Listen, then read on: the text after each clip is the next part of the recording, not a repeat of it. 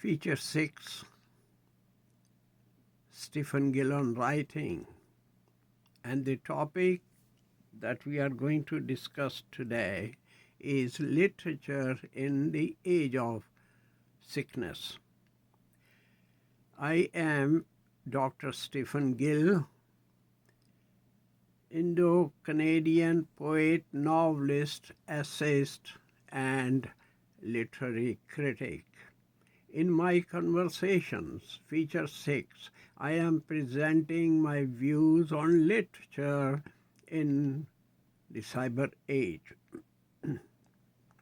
These features express my published views on creative writing. This present feature, number 6, is based on the interview with Professor Dr. K.V. Dominic. This question, along with other questions, have appeared in selected interviews of Stephen Gill, a book that was edited by Dr. Anuradha Sharma, and appeared also elsewhere along with other questions. Professor Dr. K.V. Dominic is a prominent author of literary and critical studies. Dr. Dominic has participated in international literary conferences, and his writing have appeared in a number of respectable journals. He is a literary critic. I'm pleased to say that Dr. Dominic is a well-known poet,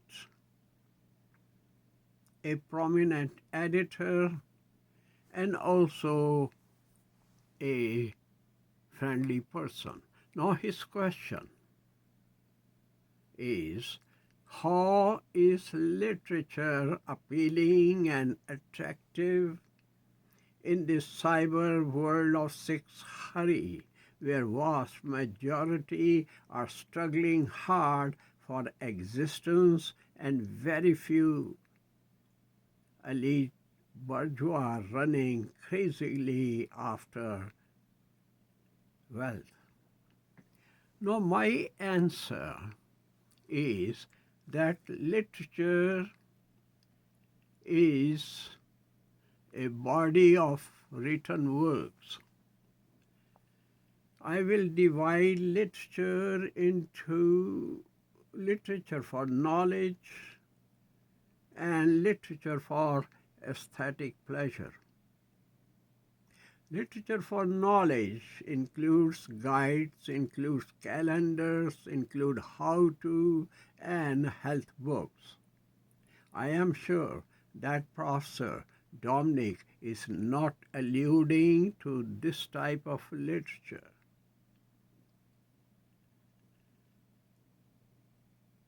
Although demand for this type of literature has increased in the cyber age, now art is the main objective in the creative literature, which is mainly for aesthetic pleasure, and this literature is more imaginative.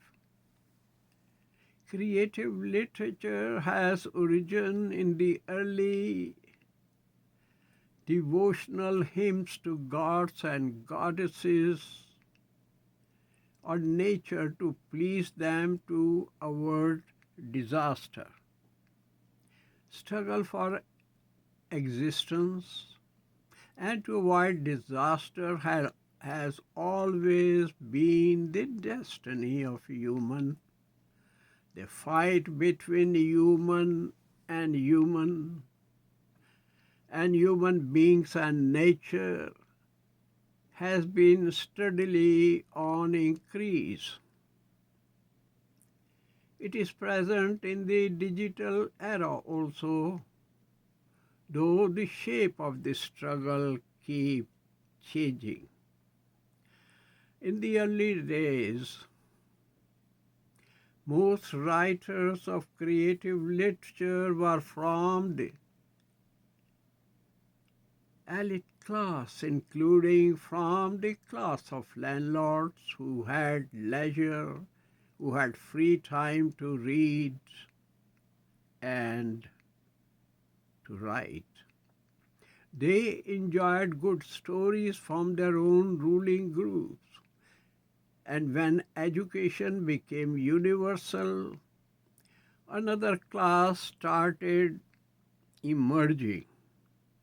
It was the class of have-nots. These have-nots began to read and write.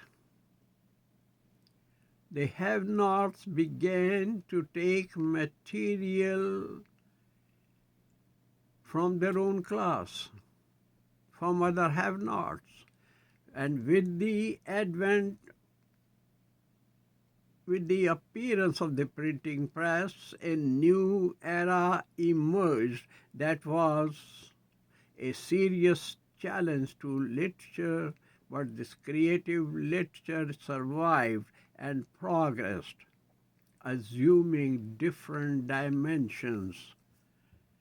As a result, another challenge to creative literature was posed.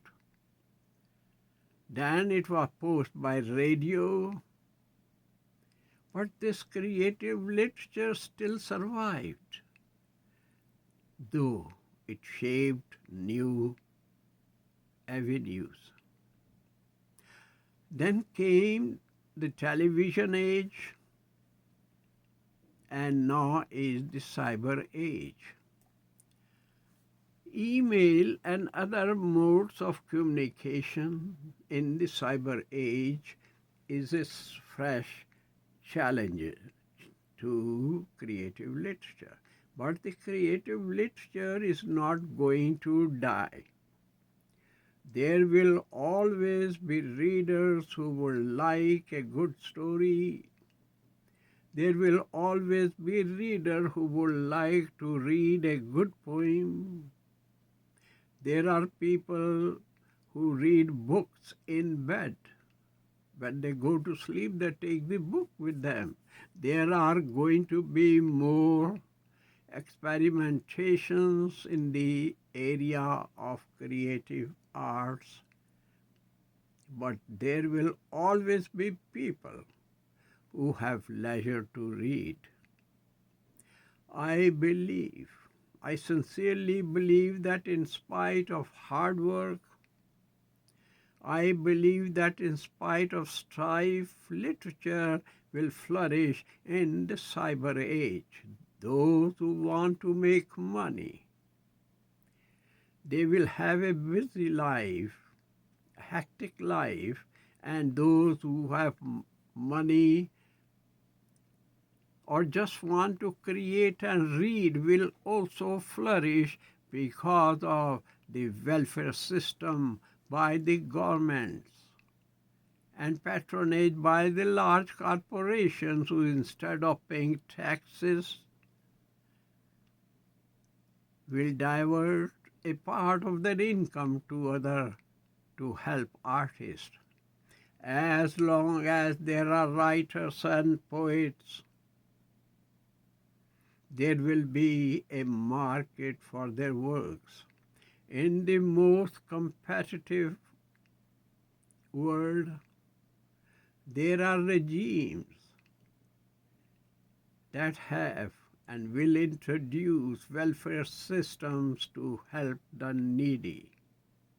In olden days, writers and poets had their patrons. The role of patrons have been taken over by the states. And these states will continue patronizing arts and literature. With the average age on the increase, now people live 100 and even more than 100. And with the average age on increase, there will be more people with leisure who would like to produce and enjoy creative literature. I believe that literature will remain appealing. I believe literature will remain attractive even in the cyber age of Sikhari. Let me repeat a few lines from my feature 5, preceding feature. There are more published poets today than ever have been, and it is largely due to the availability of more free time. It is largely due to the availability of more leisure and availability of more free time. At the same time, educational institutions are still adding additional contributing factors for overall flowering of poets and widening a market for them. Cyber age is producing also experimentalists. Some of their devices are becoming popular, and some of their devices are falling on rocky ground. At the same time, the availability of means produce several poets who do not know what they are doing. With the force of money and with the force of time, they push themselves, they force themselves to write and get published, and are able to catch some limelight also. The flood of poetry has been confusing readers. A common person cannot differentiate between good and bad poetry. I sincerely believe that literature will remain appealing, will remain attractive even in the cyber world of Sikhari. Thank you, my friend, for watching. Please do not forget to push the button to subscribe this channel, My Conversations. It does not cost anything to subscribe. It helps us to remain in touch regularly. God bless you all.